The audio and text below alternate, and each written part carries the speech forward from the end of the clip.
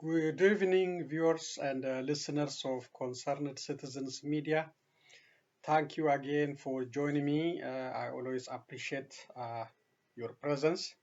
Today is December the 1st, 2022. Welcome back. I will share different updates on today's newscast. So I will start with UK Oromo protesters. Uh, you know, credit for Oromia Media Network. I have the video to share with you a little bit. So this is, the problem we have in Ethiopia cannot be solved with 1 or 2 days protest. It should be continue. It should be, there must be a dedication to continue protest, to put pressure on Abiy Ahmed, to put pressure on those countries, UK, other European countries, United States. We should keep putting pressure on them so that they can act and to end the atrocities in Oromia. So it should be organized. It should be. It should continue. Cannot resolve the problem within 1 or 2 days protest. It should be a consistency or a dedication like OLA fighters, Oromo Liberation Army fighters. They are fighting day and night, giving their lives, putting their lives online for our freedom. So we, who we are, we are in a privileged cities, countries. We are not in imminent danger. So we should use as an advantage to do everything to ease the problem our people are suffering in that country. We should come out every day, if possible, or every other day. And White House, UK Parliament, German Parliament, France, Belgium, or Brussels, wherever. We should not feel tired to speak, to be the voice for our people. It cannot be solved just by coming out a day or two and saying down, down, Abiy Ahmed. No, it will not. It should be a continuation. It should be a dedication like the armed fighters in Oromia. So let's listen these UK protesters. We appreciate them for coming out. Please continue to do so.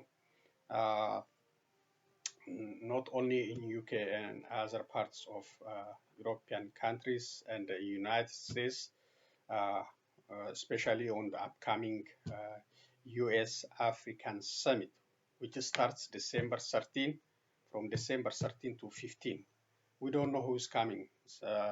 Some say Abiy Ahmed is not coming. Maybe the president, Sahle-Work Zewde, is coming. Whoever coming, especially the people living in DC, Washington, DC, and the surrounding, please come out. Please come out and denounce the atrocities happening in Oromia region. Thank you. Let's listen to these protesters.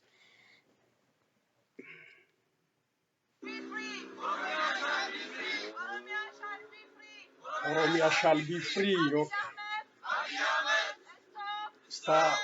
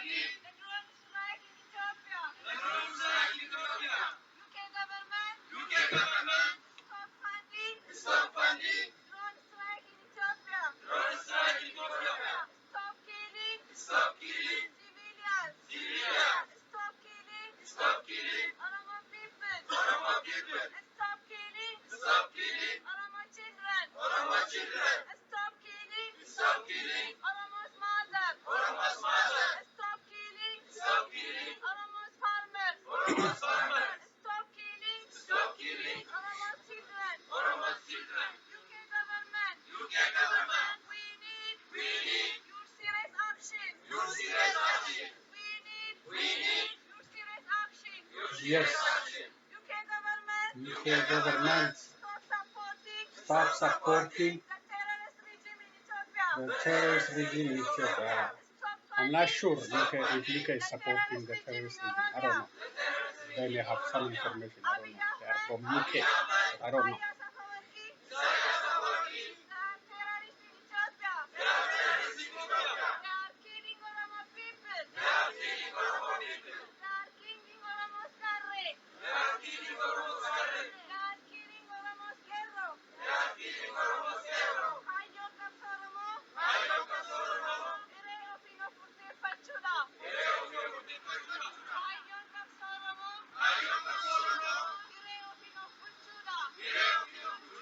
Okay, so she's using, now she is saying these slogans in Oromo, and Oromos fighting for independence, self-governance.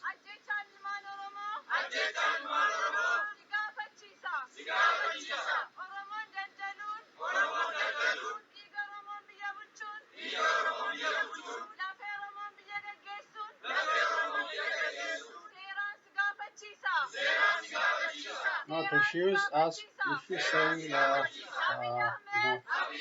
Abiy Ahmed, stop governing with the Oromo blood, you will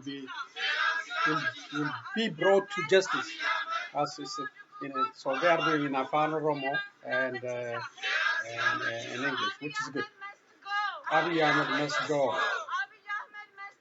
Abiy Ahmed must go. We have been saying this for a while, but he's not listening. He's not like his former Prime Minister, Haile Mariam Desalegn. This guy doesn't care about all the bloodshed, about all the chaos happening in Ethiopia. He doesn't care.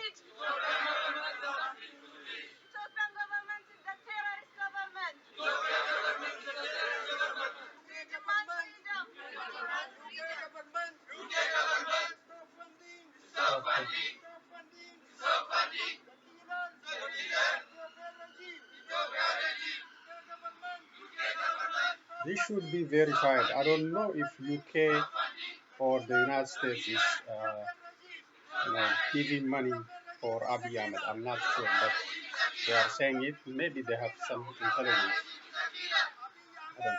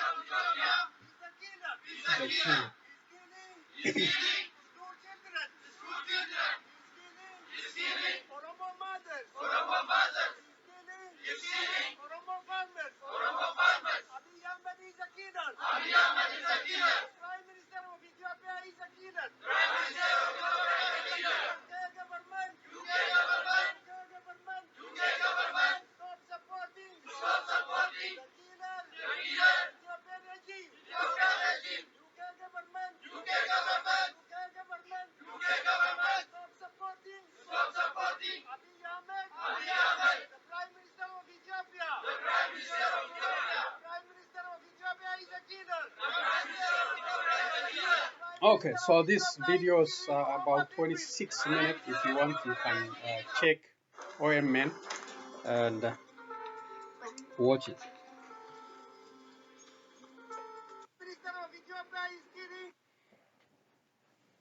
So we appreciate the UK, Oromos living in UK and the surrounding, to come out and to denounce Abiy Ahmed and raising their voice for those voiceless victims in Oromia and demanding justice for the victims. So we should appreciate that.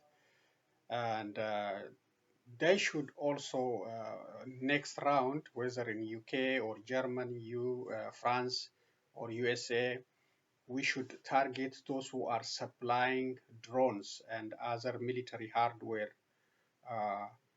for Abiy Ahmed. And it's already clear, United Arab Emirates before, I don't know, this time maybe, and Turkey, some say China and Iran. So This information should be verified. If they are still supplying protesters, they should target those embassies. So it is a good strategy to demand these countries stop supplying drones to Ethiopia. So we should demonstrate and demand with a letter to, asking them to stop supplying drones to Ethiopia, Abiy Ahmed. So Turkey is already well known, United Arab Emirates, Iran, and China. So unless these things is changed, it was in the media, those four countries. So our direction in the future organized protest should be directed to these countries to stop the genocide they are helping. So that should be our target, and it should continue. As I said, a 1-day or 2-day protest will not put enough pressure on Ethiopian government and those foreign countries to raise the issue and demand action. So we should continue, and like we are in a war field, battlefield, we should act like that. As long as the killing and other atrocities continue in Oromia, especially. So, and the other update I have is, if you remember last year, those Abba Gadas and those cultural traditional leaders, 16 of them, you know, took, by the security forces, by Abiy Ahmed and the Oromia region security personnel, and took to the certain location from their traditional service. They were gathering to have a traditional service in Karayu, East Shoa Zone. And the government, for some reason, sent a security force and took these these individuals, 16 them in total, killed, summarily executed 14 of them, including the head of Abba Gada, Karayu Abba Gada. His name is Kadir Hawass. Others senior local leaders. And two fortunately escaped from that brutal, senseless killing happened in Oromia region. So this is 1 year anniversary, Memorial Day for them in Karayu community and beyond. And these, protesters, they say Abiy Ahmed is a killer. Yes, he is still there. I don't think the Oromia region can carry out a magnitude of such killing without his knowledge. The Abba Gadas, the local leaders, cultural leaders, traditional leaders. They can, Shimalis Abdisa and Abiy Ahmed and Ararsa Mardasa, Bafqadu Tasama, and other officials, prosperity officials mentioned, especially by Dr. Angasa Ibrahim, a member of the parliament, member of Ethiopian parliament, said this is a genocide carried out by especially Oromia regional authorities. And the Ethiopia Human Rights Commission also released a report. So despite all this credible evidence, despite all this visible evidence, no one accounted for that killing. No one arrested. The Oromia region authorities, Ararsa Mardasa, the police commissioner of Oromia region, Fikadu Tasama, Abiy Ahmed, all of them, they are governing Ethiopia, governing Oromia, without any accountability. Blood, blood in their hand. Too much blood in their hand. So we should, we should demand justice. We should continue our demand for justice and accountability. And for this Abba Gada killing, Karayu traditional leaders killing, for Hajalu killings, for lawyer Abdul Jabbar Hussein, and others, many others, unaccounted for. So our protest should continue. Our demand for justice must continue. So we remember them. We should, just recognize them.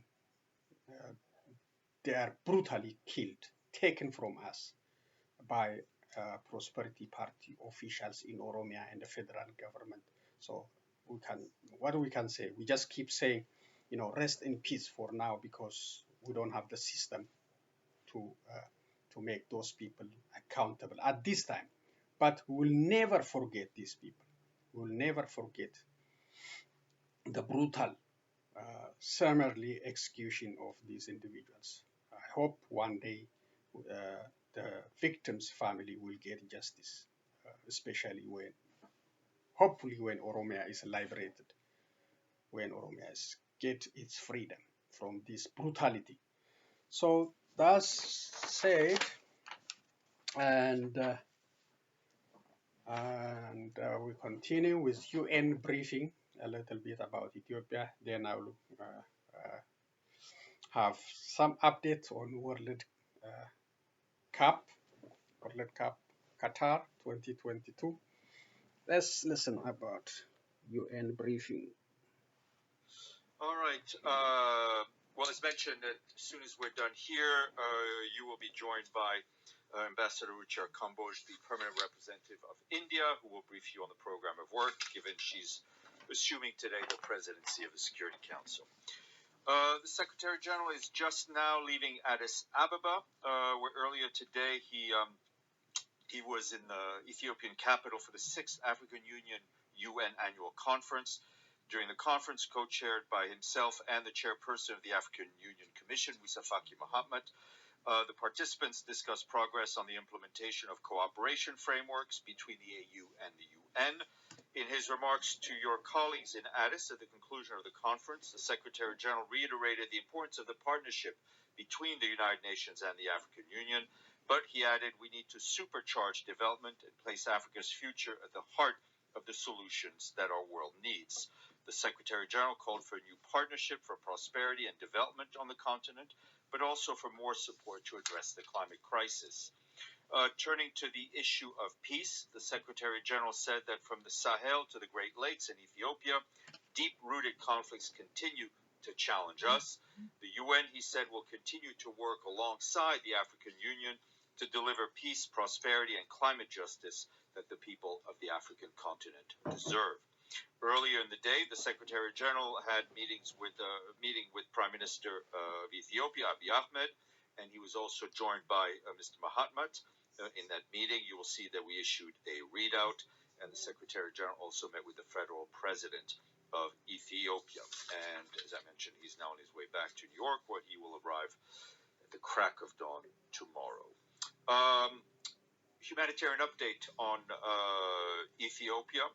And I can tell you that as the Secretary General said, that despite the signing of the cessation of hostilities agreement, we have a dramatic humanitarian situation needs in areas impacted by the conflict in northern Ethiopia. This includes more than 13 million people who are food insecure, including more than 5 million in the Tigray region. As access is gradually improving, we, along with our partners, are urgently working to provide as much support as possible to people in need wherever they are. Aid deliveries by road, including some fuel, are continuing to reach Tigray. To date, we, along with our partners, have sent some 550 trucks with food and other aid into Tigray. That's in addition to the aid that the government is supplying itself. UN humanitarian flights from Addis into Tigray are continuing this week, in addition to carrying humanitarian staff and and some goods. Our humanitarian colleagues stress that this will be critical to sustain the further scale up of assistance in Afar, Amhara, and Tigray to meet the high level of needs, but other parts of the country were also facing immense needs as well. This includes in particular areas impacted by the drought in the southern and eastern parts of the country, where nearly 12 million people are facing food insecurity, and recent nutrition campaigns have found alarming levels of malnutrition, especially in children. According to the Global Humanitarian Overview for 2023, which was issued today, we and our partners are appealing for $3.5 billion to help more than 26 million people in Ethiopia in the coming year. Humanitarian update on Syria. Okay. We are told that yesterday UN interagency Prime Minister Ade. Okay, so that's UN United Nations briefing or updates on humanitarian aid and the Antonio Guterres trip to Addis Ababa and now leaving, coming back to New York. So UN is all about other countries too. So if you are interested, you can check it out, Syria and the other countries. So they are all, my focus is mostly Ethiopia and, around East Africa. So thank you. So let's see the updates I have for World Cup soccer, Qatar 2022. So now we have, I think, 16 teams are identified for the next knockout. Let me read. Morocco defeated Canada 2-1 in Group F and now joined Group of 16. Germany is going home. It's unfortunate at this time. So that's usually Germany is maybe a quarter-final or something close to World Cup. But this time they are out. They are not qualified for Group of 16. Japan defeated Spain 2-1. Now qualified for Group 16. So these are the 16 sport teams qualified or countries qualified for Group of 16. Netherlands, England, USA, Argentina, Poland, Senegal, France, Australia, Japan, Morocco, Croatia, Brazil, Switzerland, Portugal, and Ghana. So we have still our African teams. Morocco is top from Group F. That's interesting. And the next game, we should update ourselves and watch seriously the match between England and Senegal. That's a tough one. That is happening on December 4, Sunday. This Sunday. So please try your best to watch this very tough game between England and Spain. If England and Senegal, I mean. So it's a tough one for Senegalese. If they will beat England, I think they can take the World Cup this time. The next one is December 6, Morocco versus Spain. Morocco versus Spain. This is on Tuesday. So this is also tough for Morocco. And an interesting game to see. These Africans. I hope they will advance to the next group, Group 8, maybe semi-final. USA also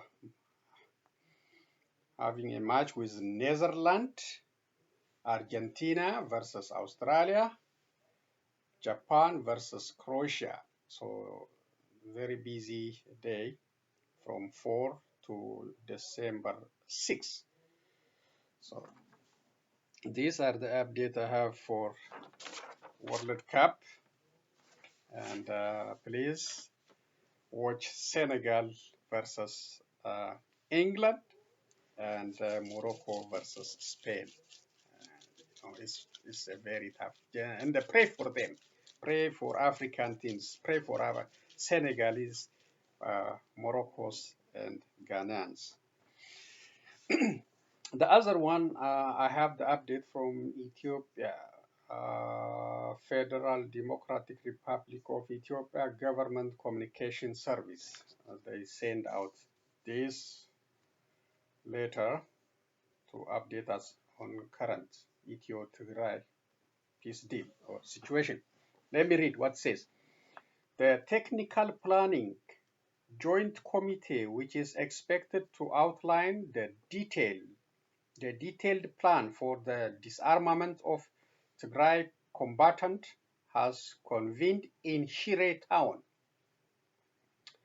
As per the Pretoria Peace Agreement, the Joint Committee mandated to outline the disarmament details of Tigray armed combatant has assumed its functions yesterday, November 30, 2022. The committee, consisting of members from the federal government and the Tigray armed combatant, is expected to finalize its duties in the coming few days.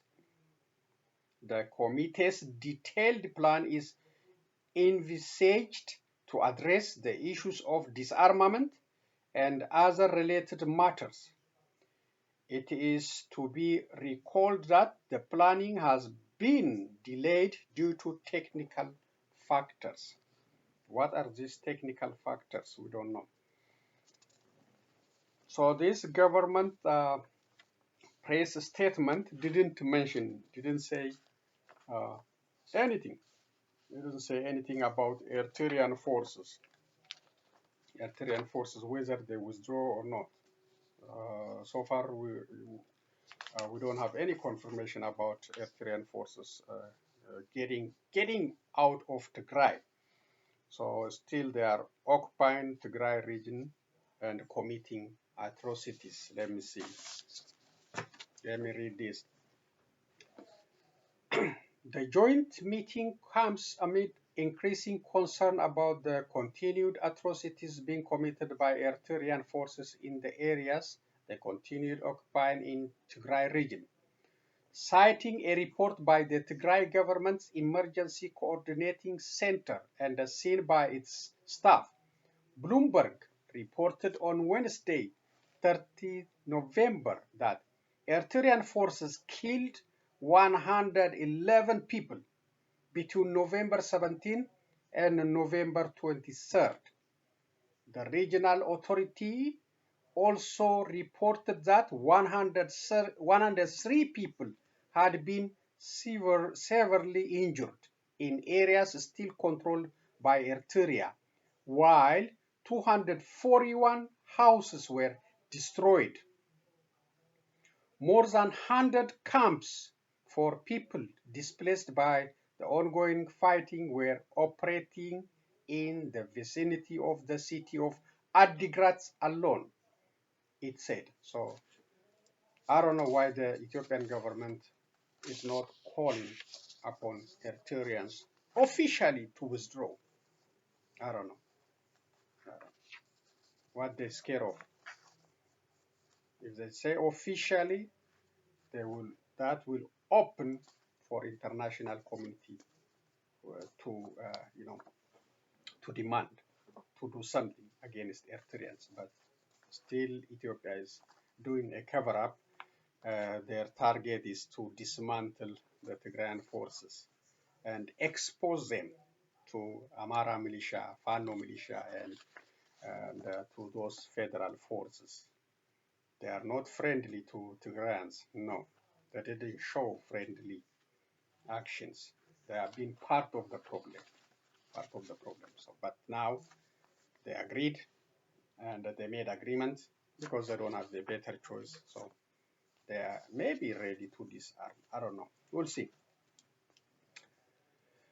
This one looks like good one. African Development Fund approves 13.5 million grant for Borana resilient water development for Improved Livelihoods Program.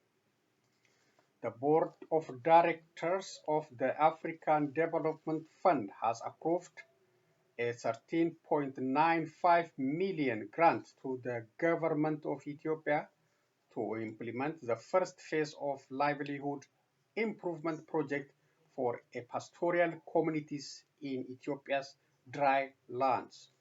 The Borana Resilience Water Development for Improved Livelihoods program will enhance access to climate resilient, gender sensitive, integrated, and sustainable water and sanitation services. Phase 1 of the program will focus on developing well-filled infrastructure and a transformation pipeline to a storage tank. The Global Center on Adaptation, GSA, will contribute 300 euros to the program to strengthen adaptation and resilience under the African Adaptation Acceleration Program, a partnership with African Development Bank. GSA will provide technical assistance for the development of in-depth understanding of climate-related risks to improve the climate resilience of the catchment.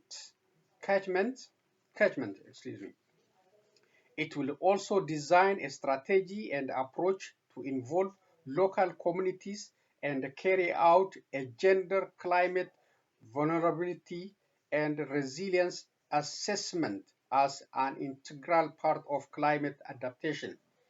The schemes will bolster access to water supplies in Elwea, Dubluk, and Yabello districts, covering 62 rural villages and 12 towns with an estimated population of 308,576 people, half of them women, and 975,750 livestock. Oswald Chandra, Director of Water Development and Sanitation at the African Development Bank, said the bank's support is a coordinated response with the government of Ethiopia to mitigate water, sanitation, and climate change, develop sustainable water structures, and improve socio-economic outcomes in Borana. Phase 1 of the program will be implemented over 4 years. The Borana Resilient Water Development for Improved Livelihoods program will lead to improved health outcomes, nutrition, and food security. In the last 15 years, Ethiopia has suffered 8 major droughts with adverse consequences for its economy and the livelihoods of its people, resulting in a forced migration and displacement of humans and livestock. Drought in the Borana area have been linked to increased violence, conflict, and boundary disputes, and unsafe drinking water and inadequate sanitation, which remain critical health concerns in the Ethiopian lowlands. The Borana program aligns with the bank's strategy for addressing fragility and building resilience in Africa, as well as its gender strategy, Jobs for Use in Africa strategy, multi-sectorial nutrition action plan, and the bank's climate change policy, which seeks to invest in programs which boost climate resilience and adaptation. Credit Addis Standard. Again from Addis Standard. Oromia region calls on youths who join armed group to return, rules out peace talks to end war in a region. The Oromia regional state government called on Oromo youths who joined to fight alongside the rebel group in the region, Oromo Liberation Army, OLA, known by the government as OLF Shane, to return back to peace. The regional state also ruled out the possibility of having peace negotiation to end the 3-year war in the region between the federal army and the regional state security on the one hand and the OLA on the other, on accounts that the latter has no chain of command and divided along regionalism and is unorganized and lacks purpose and leadership organization, a claim disputed by OLA international spokesperson. Speaking to local media on Monday, Hailu Adunya, head of the region's communication bureau, said that the region government has been doing a lot of work to ensure the security of the Oromia region and has made several attempts to bring those who joined the Shani terrorist force back to a peaceful lives. He added that the regional state government has extended a hand of peace to anyone, and many Shani members have been surrendering to the Abba Gada traditional leaders as well as religious leaders and elders of the country.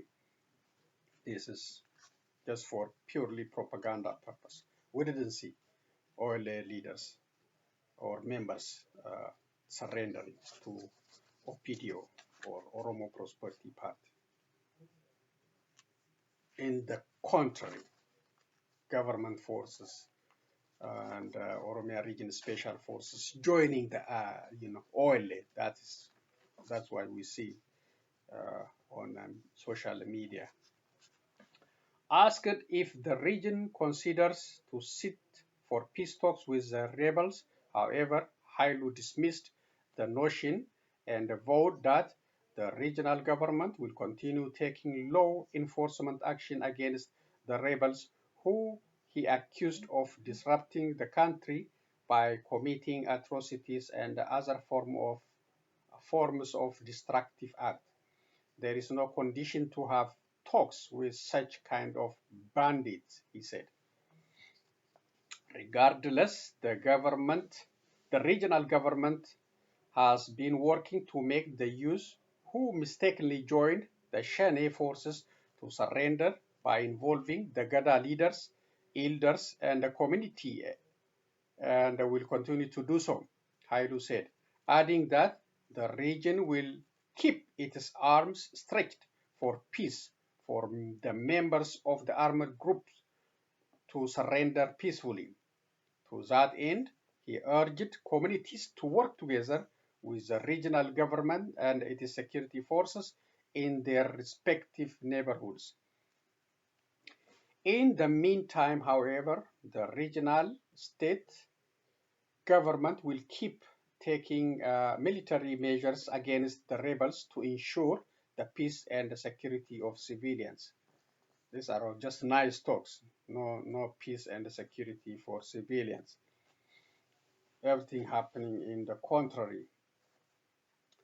The statement by the regional government was disputed by Oda Turbi, OLA international spokesperson.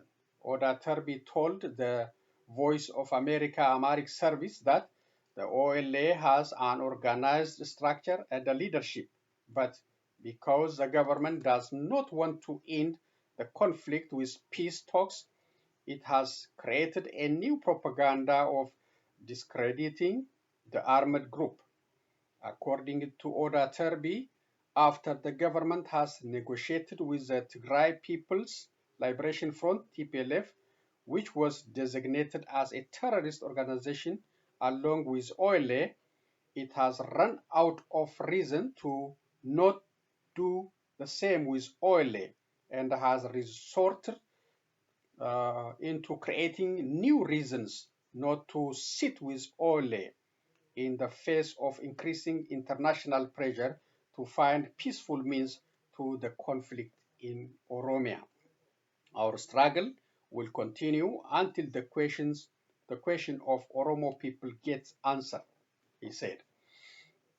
On 6 May 2021, the House of People's Representatives approved the bill presented to it by the Council of Ministers designating TPLF and the Shane as terrorist organization. The Oromia Regional State Government issued the statement in the backdrop of intensified conflict in the region, especially in Western Oromia in the past few weeks, including countless drone strikes by the Federal Air Force, which has killed dozens of civilians. The fighting has also created a large-scale humanitarian crisis in the region. According to the latest humanitarian report by the UN, there are more than 700,000 internally displaced people in the Wolagas, Western Oromia alone, and over 60,000 internally displaced people in Guji zone, southern Oromia. The escalation of hostilities in Western Oromia has also impacted humanitarian operations in Eastern Benishangul Gumuz region, the United Nations said. So this is a misery. It's a very challenging situation for Oromos.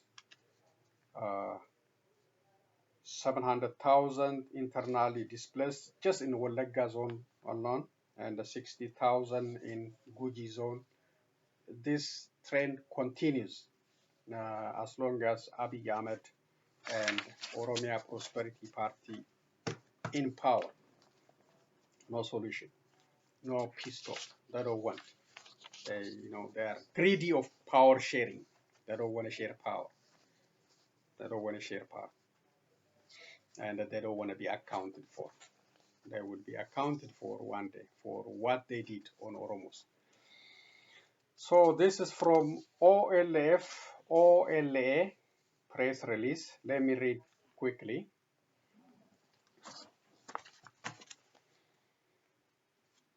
Ethiopia has once again closed the door on a peaceful resolution in Oromia. OLA press release. Over the past weeks, the Abiy regime has shown that it had chosen to double down on its long-held position of dealing with the conflict in Oromia through the use of force. This standing policy is currently put into action two ways. First, Abiy has heightened his scorched earth assault that mainly targets civilians and the entire population that are believed to be supporters of the Oromo Liberation Army, OLA. The all-out war of destruction and daily aerial attacks on civilians has resulted in unprecedented carnage. Second, the regime has started once again sending its cadres and sympathizers, dubbed Abba Gadas or cultural elders, to different regions in Oromia in the name of peaceful resolution to sow discord among our regional commanders. These traditional elders are being used by the regime to shun the international community's call for proper mediation. In so doing, the regime has continued to deny proper recognition to the misery of the Oromo people.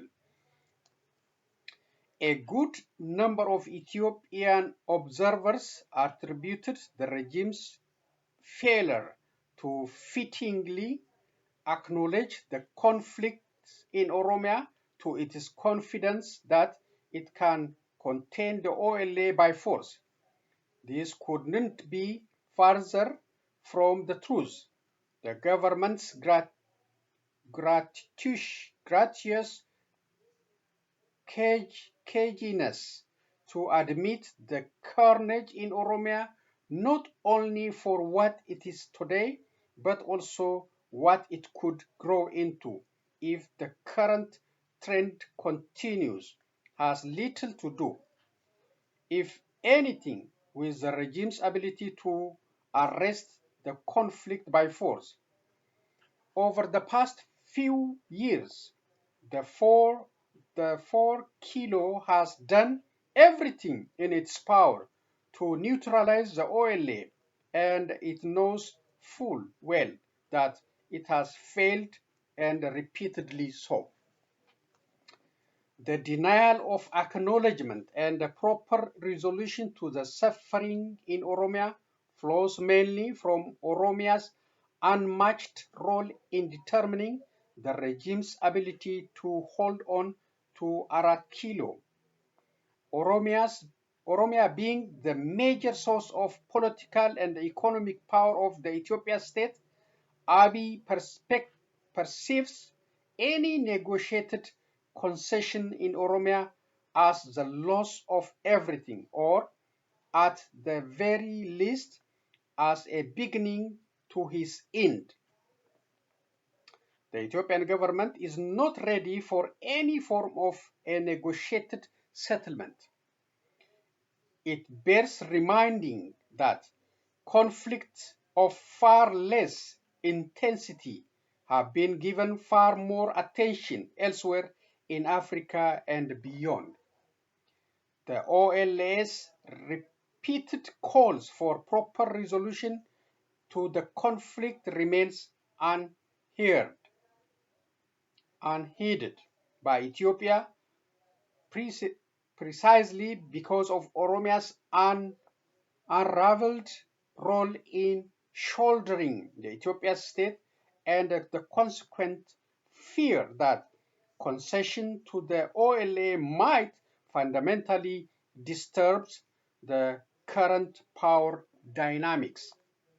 In that, the regime's approach to the conflict in Oromia contrasts with the one in Tigray.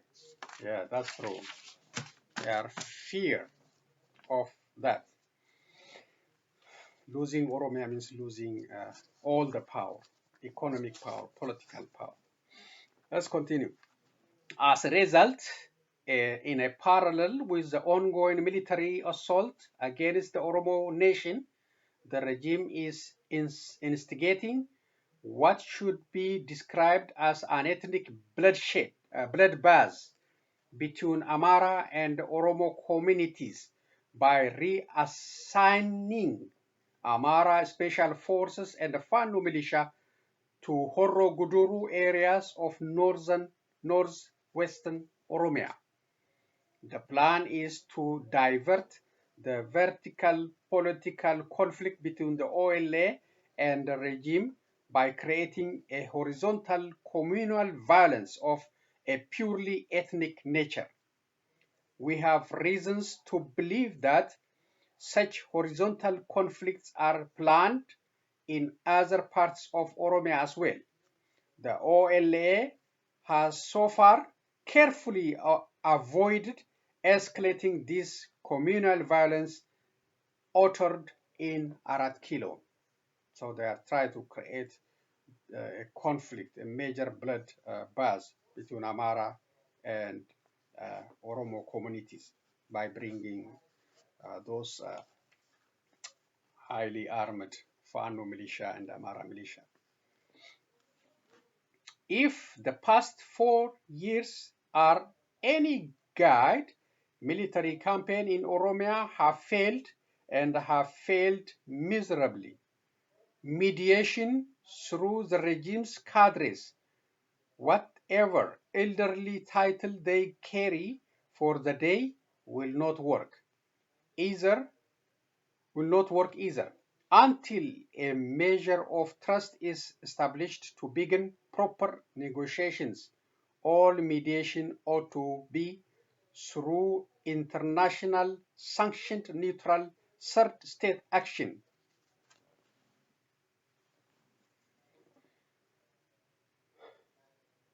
Third state actors. At this point in time, this is necessary for a number of reasons. Okay, you have 4 different reasons. One, while great majority of the Oromo people support the OLA, the remaining few closely work with the regime in various capacities. In today's polarized political landscape, finding a neutral third person in the country is a far cry from a viable possibility. Second, meaningful mediation requires proper skills, logistics, and related facilities.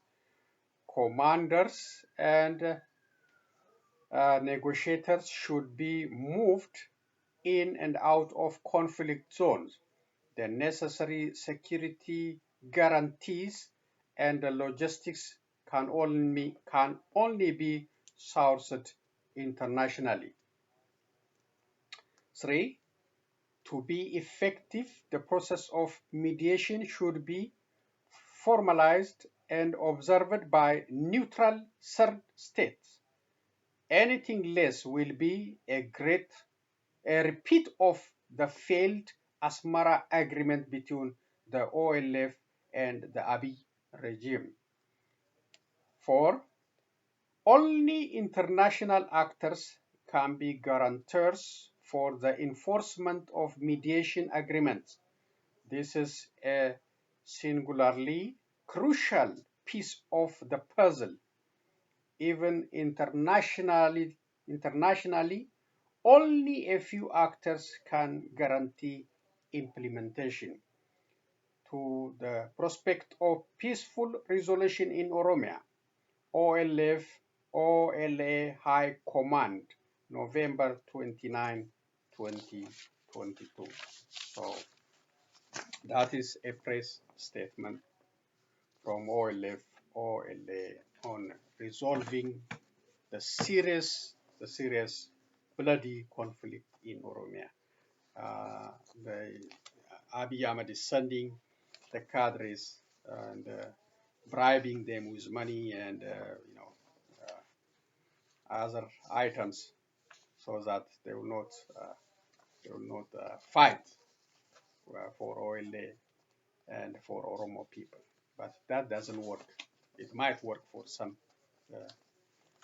greedy individuals, but that's not a peaceful solution. We need Obasanjo type, Kenyatta type, and the USA, European Union support to settle the conflict in Oromia. Then peace will flourish in Ethiopia. As I said before, there is no peace and justice in Ethiopia. There will not be peace and justice in the whole Ethiopia. There is no stability. If there is bloodshed in Oromia, you will not have peace in Ethiopia. Keep in mind. So this is for Ethiopians and for the international community. If the suffering of Oromos is not resolved, you will not have peace in Ethiopia. This is from U.S. State Department on the election in Equatorial Guinea. Press statement. Need Price, Department spokesperson. The United States commends the people of Equatorial Guinea who exercised their right to vote on November 20. We note, however, that international election observers, civil society groups, and opposition parties have made credible allegations on significant election-related irregularities, including documented instances of fraud, intimidation, and coercion. These allegations include restriction on the ability of representatives of political parties to access polling stations, repeat voting, pre-filling of Democratic Party of Equatorial Guinea (PDGE) ballots, non-secret voting booths, and heavily armed soldiers with 20 meters of voting booths. We are also concerned by irregular counting practice that favor the party in power, including the counting of unopened ballots in favor of the PDGE and the counting of ballots without all political parties represented. These irregularities would violate Equatorian law. Given the scale of irregularities observed and the announced results giving the PDGE 94.9 of the vote, we have serious doubt about the credibility of the announced results. 94.9, almost just 0.5 left. Almost 100% is the same like TPLF time and Abiy time, the same thing. Elections are an opportunity for government and the political parties to tangibly demonstrate their commitment to democratic principles.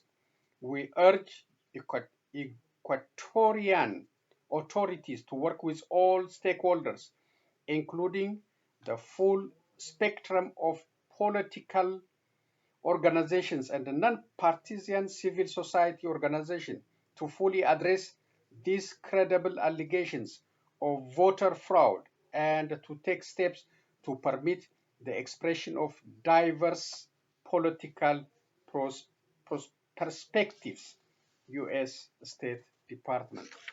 U.S. State Department, what you are mentioning is all illegal activity around the Equatorial Guinea election. That election should be null and dismissed, really. If these whole things happen, and the filling of the ballot with the government friendly votes and preventing opposition parties, not to have observers, this is all this mentioned is just like cheating. The 80 years old will stay in power by doing such kind of election in Equatorial Guinea. But the United States, refrain and instead give the power to the people in Guinea to, do your thing.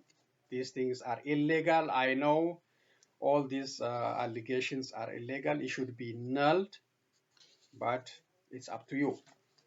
It's up to you. But it's fake election. Fake election. It's not democratic election. That's why these guys just keep staying for maybe until he's 90. I don't know. This is from White House. This is the last one for today's reading. This is a press statement between the meeting, a press briefing between Biden, President Joe Biden, and Emmanuel Macron of France, when they're talking about Africa. The president renewed their resolve to work with African partners to pursue shared governance, security, and economic priorities on the continent. They affirm the importance of African voices in multilateral fora, especially in addressing global crises like climate change, pandemic responses and recovery, sustainable energy access, and food insecurity. They aim to support democratic institutions and civil societies in Africa to enhance accountability and the delivery of basic services. They reaffirmed their joint support for the African-led Great Green Wall Initiative to address the climate and biodiversity crisis, contributing to sustainable development, peace, and security in the Sahara and the Sahel regions.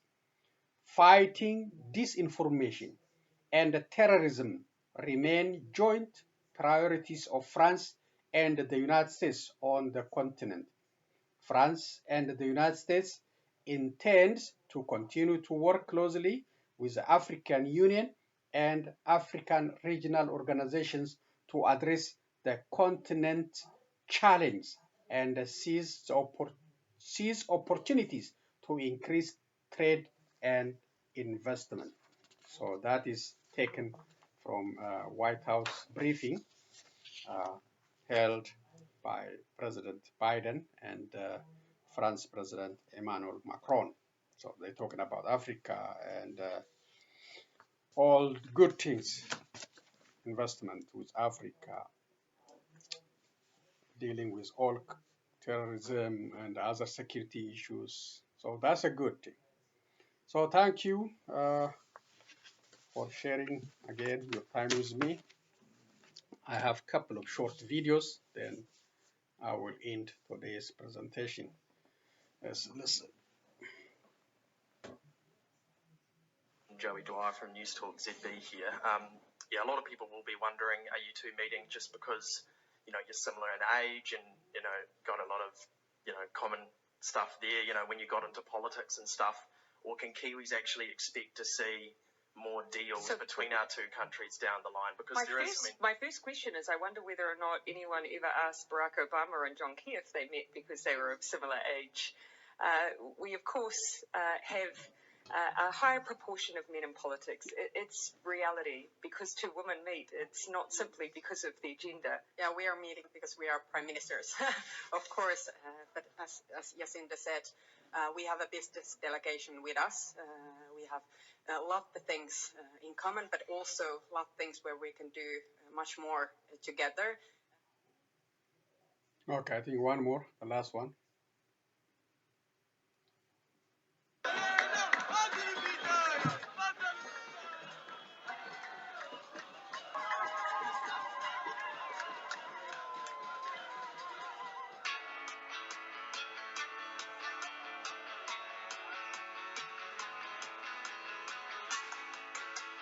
Happening right now. My father, he already left this moment, and now I'm living in 2022 in Qatar. We hope the best for our country, and see you next round. See you.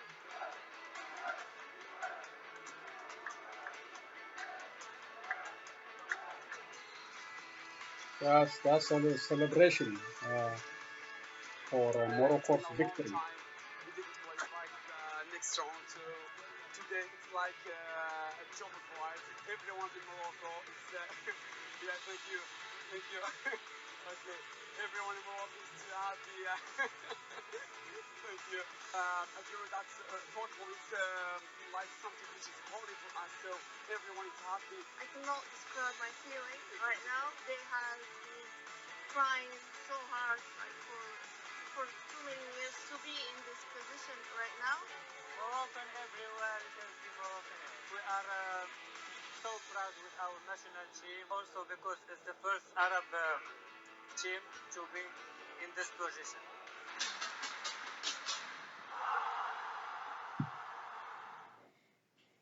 Okay, yeah, that's really very good achievement, Morocco. Just being number one in the group, and now they are facing, I think, Spain. So I'm eager to watch Morocco versus Spain and England versus Senegal. So that's a tough one. So let me conclude today's presentation. Please, the Oromos and the friends of Oromo, continue to raise the issue of Oromos in the global stage in UK and other European countries, in Washington, D.C., New York, Minnesota, everywhere. Please continue. Our problem will not be resolved within, as I said, within 1 or 2 days demonstration. We should continue, we should fight like a soldier every day with everything we can to be the voice for these voiceless people, to end the drone and other attacks on Oromia and Oromo farmers and residents who are suffering under Abiy Ahmed leadership, and continue to raise our voice to bring justice to the victims and make accountable these prosperity officials at the regional level and the federal level. They should be brought to justice. So continue to be the voice for the voiceless. Please, the next time, target those countries supplying drones and other military hardwares to Ethiopia. Thank you again for sharing your time with me. I will be back with other updates. Please be safe and enjoy your weekend. So long.